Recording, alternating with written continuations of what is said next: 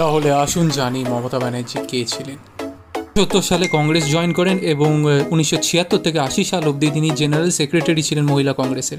1984-তে যাদবপুর কেন্দ্রে লোকসভা ইলেকশনেতে CPI veteran leader Somnath চ্যাটার্জিকে হারান। তারপর তিনি জেনারেল সেক্রেটারি হন অল ইন্ডিয়া ইউথ কংগ্রেসে। 1991 সালে তার জেদ হওয়ার পর তাকে union minister of state HRD youth affairs, sports and women and child development বানানো হয়। বাট 1991 সালে একটা দুঃখজনক ঘটনা ঘটেছিল। সিপিআইএম গুন্ডা লালু আলমের দ্বারা তার মাথা ফ্র্যাকচার্ড হয়েছিল। তিনি র্যালি করছিলেন কংগ্রেসের হয়ে হাজরা ক্রসিংয়ে।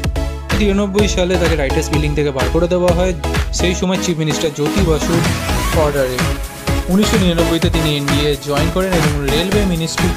1997-তে মমতা ব্যানার্জি নতুন দল তৃণমূল কংগ্রেস গঠন করেন। সালেতে ওয়েস্ট বেঙ্গলের জন্য অনেক এক্সপ্রেস ট্রেনের জন্য তিনি রেলওয়ে বাজেট প্রডিউস করেন। সিঙ্গুরুতে তিনি চাষিদের হয়ে টাটার এগেনস্টে লড়াই করেন এবং যার ফলে টাটাকে ওয়েস্ট বেঙ্গল থেকে বেরিয়ে যেতে হয় এবং তিনি বিশ্বখ্যাতি পান। তারপর এলো 2011, 34 বছরের লেফট ফ্রন্টের রাজত্ব শেষ হলো আর মমতা ব্যানার্জি নতুন দল গঠনের সাথে সাথে নতুন গভর্নমেন্টও গঠন করলেন। মমতা ব্যানার্জি 40 লাখ ফিমেল স্টুডেন্টসদের হেল্প করেছিলেন কন্যাশ্রী প্রকল্পের দ্বারা, তাই জন্য তিনি ইউএন থেকে মানে ইউনাইটেড নেশনসের থেকে হাইয়েস্ট পাবলিক অনার অ্যাওয়ার্ডটি পেয়েছিলেন।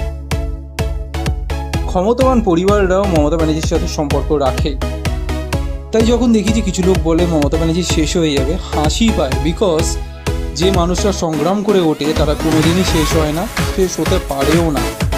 তাই বলি ফ্যাক্টসটা জানুন।